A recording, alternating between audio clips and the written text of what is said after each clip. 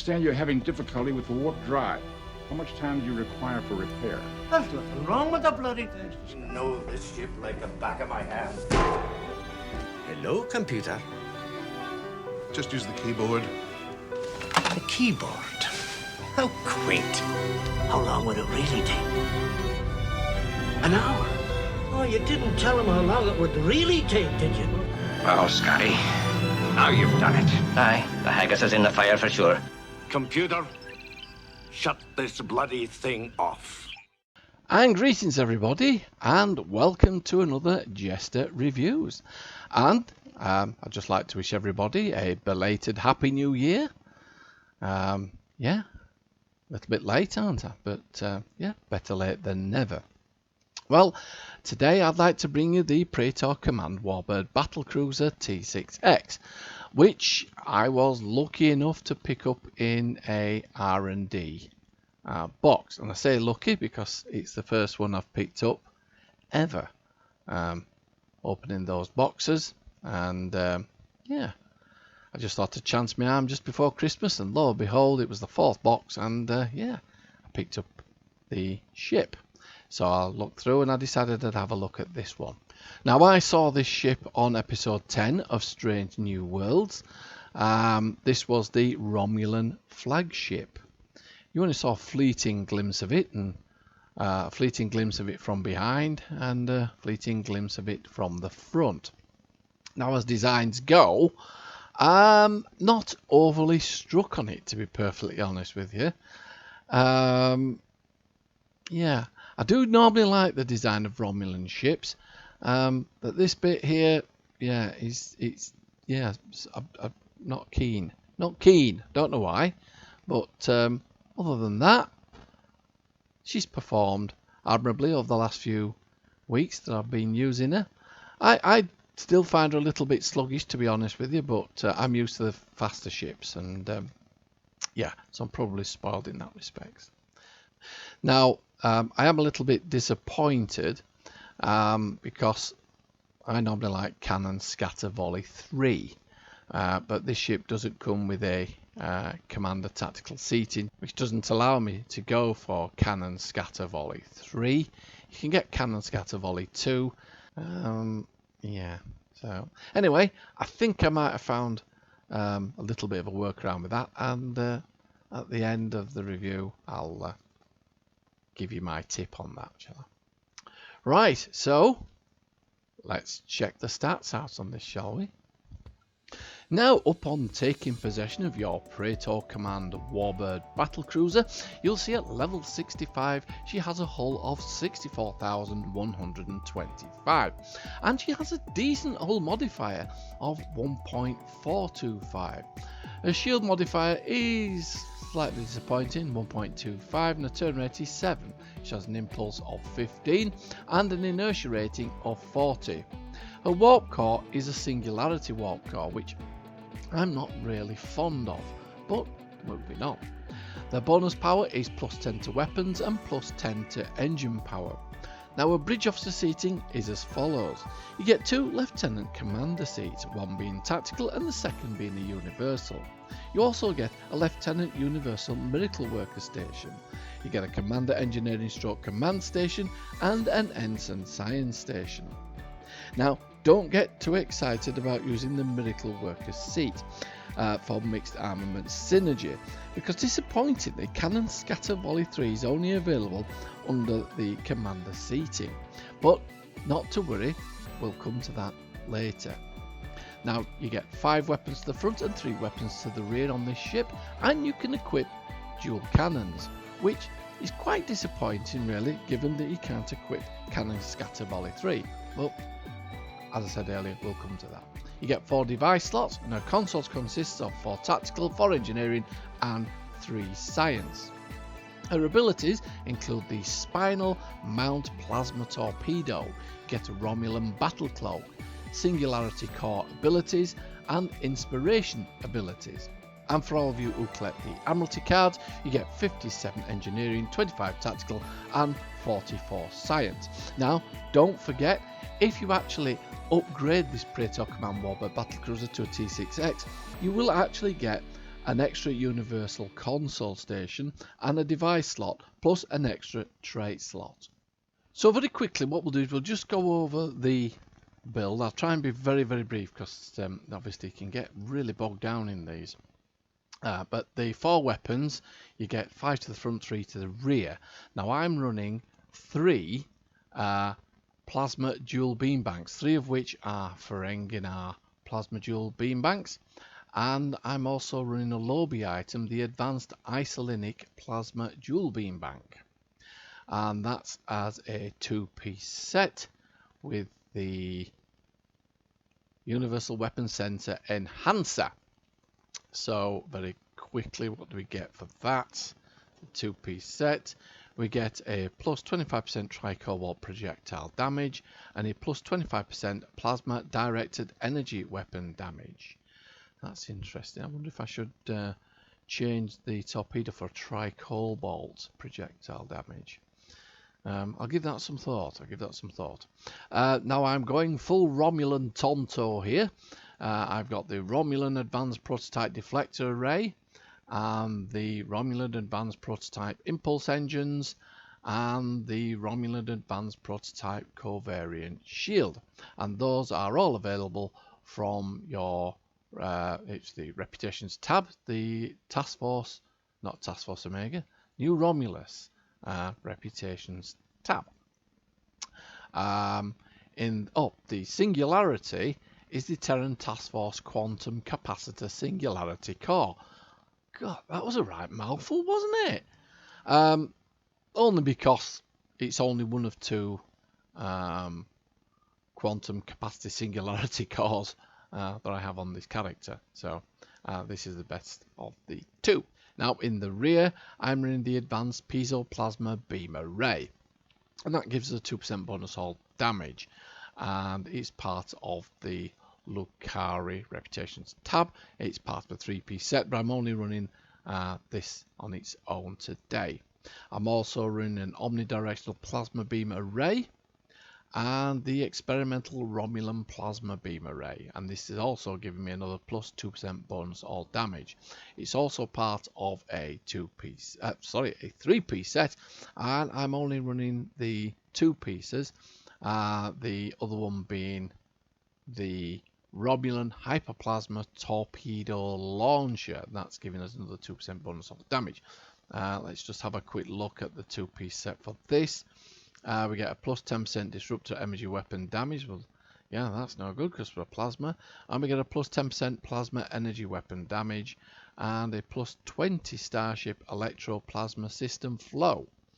Well, that's quite cool, isn't it? Excellent. Right, moving on to the Masteries. Tier 1, Absorptive Hull Plating, so you get a plus 25 physical and kinetic damage resistance rating. In Tier 2, Enhanced Singularity Circuitry, and this reduces the cooldown time on Singularity power used by 15%, and it increases your Singularity charge rate by 30%. In Tier 3, we have Energy and Radiation Damage Resistance rating, and in Tier 4, we have increased maximum hull hit points, so that gives you a plus 10% hull hit points. At Tier 5, we have the trait Test Them. Let's have a look. Decloak and defeat foe to an aura buff. Oh, intriguing. Damaging a foe during an ambush, the damage buff granted by decloaking marks them for 40 seconds. Defeating a marked foe enables they are weak, they are weak. Oh, okay. Self and allies receive a plus 15%, is that a minus 30%, increased damage, and a plus 10% minus 25% hull capacity based on marked foe's rank. Highest defeated rank applies and removes earlier bonuses. The statistics of my build.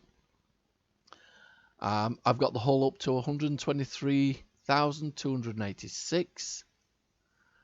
Yes, the shields are rather disappointing. I wonder if I change the Tilly shields, what would happen? Let's have a look.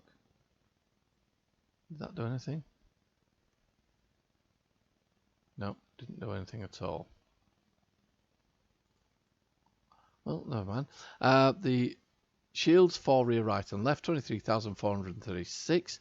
And now the resists are impressive.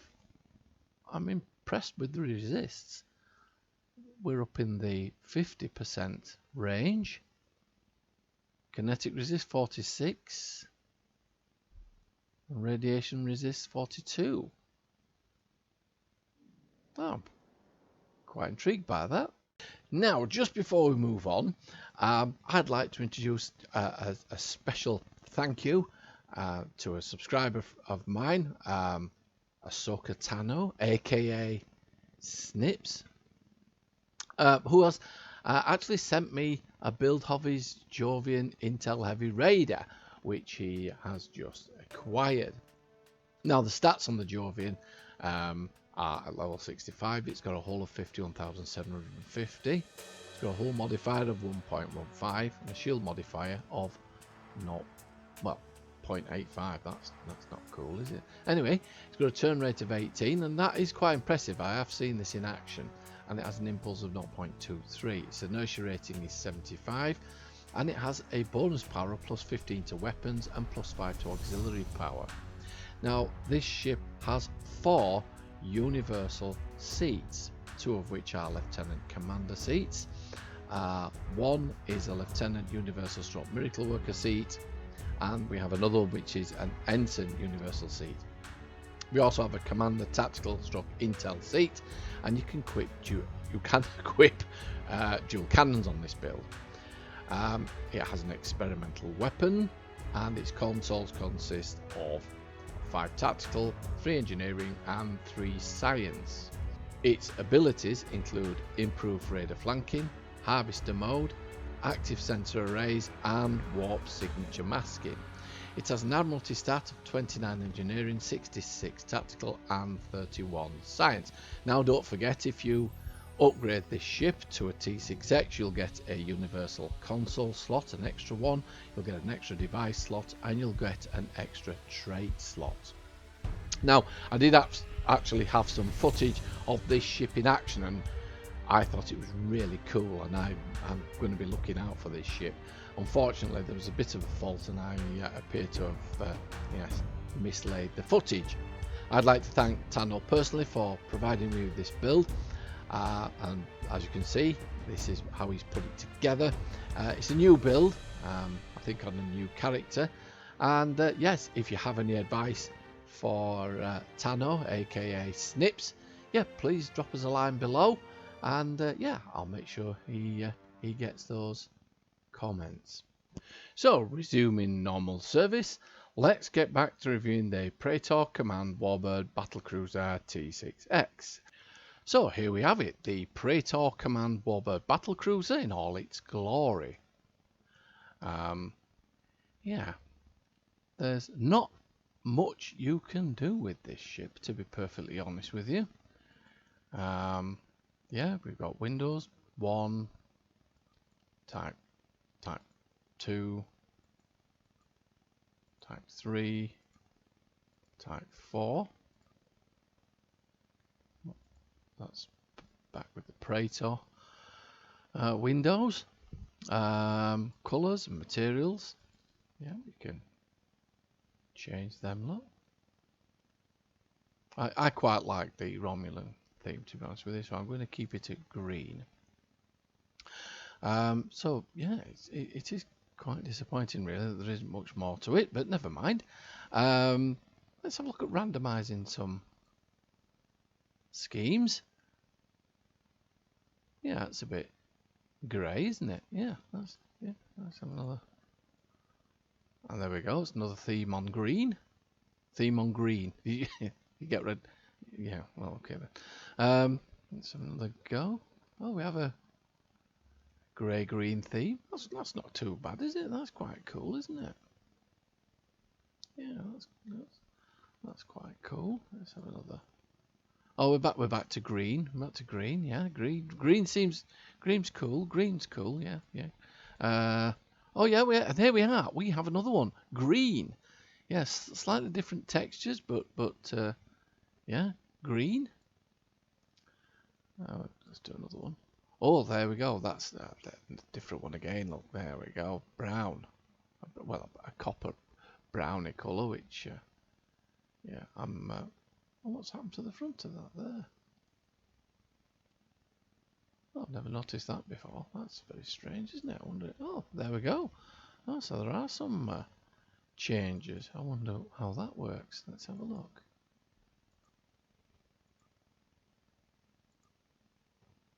Ah, there we go. Praetor Beta. And the Praetor. I'd prefer the Praetor because, you know, this open mouth theme, I quite like that. Yeah, that took me by surprise a little bit there, yeah. So, yeah, we are slightly limited at what we can do with this ship. Yeah, materials. Yeah, we have a few there. Most of which we've just covered. There's variation on the theme of green.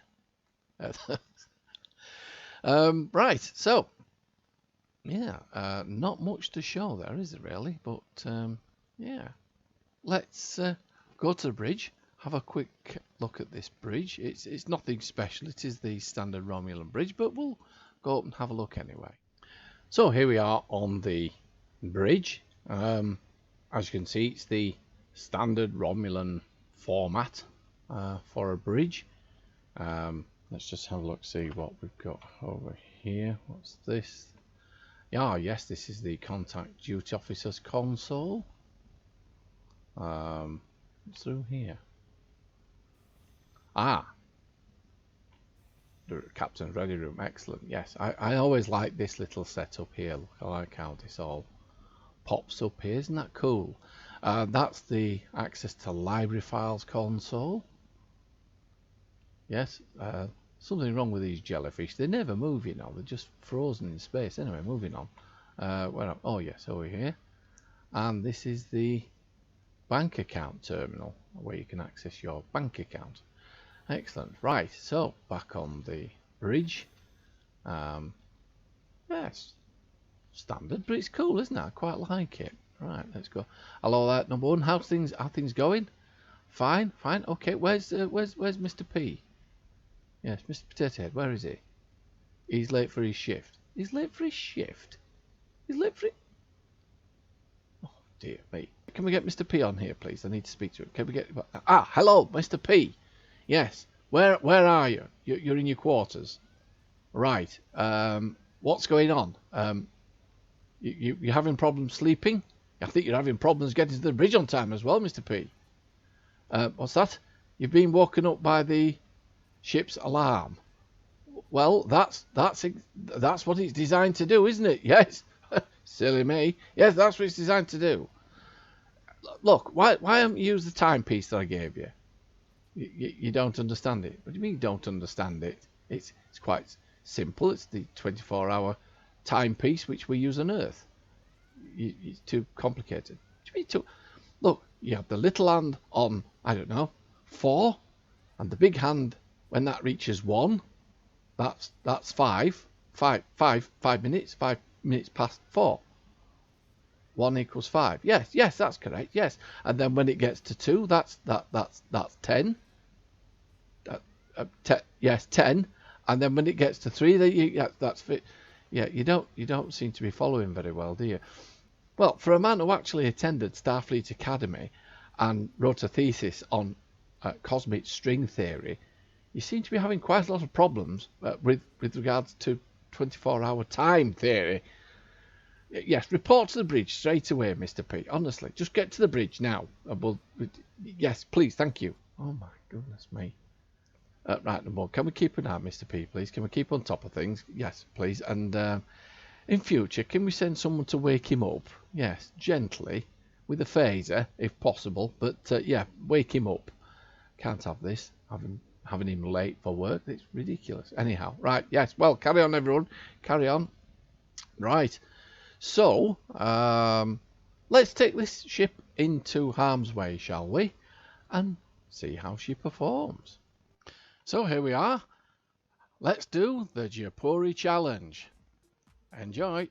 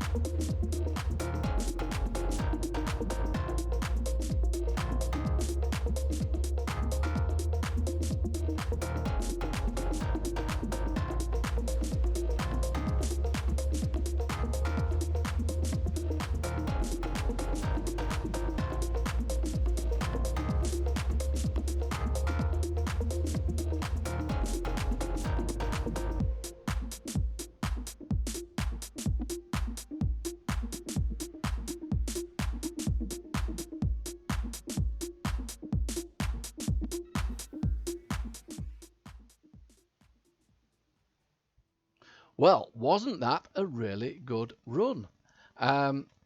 It was a little bit sluggish for my liking, but the proof is in the pudding.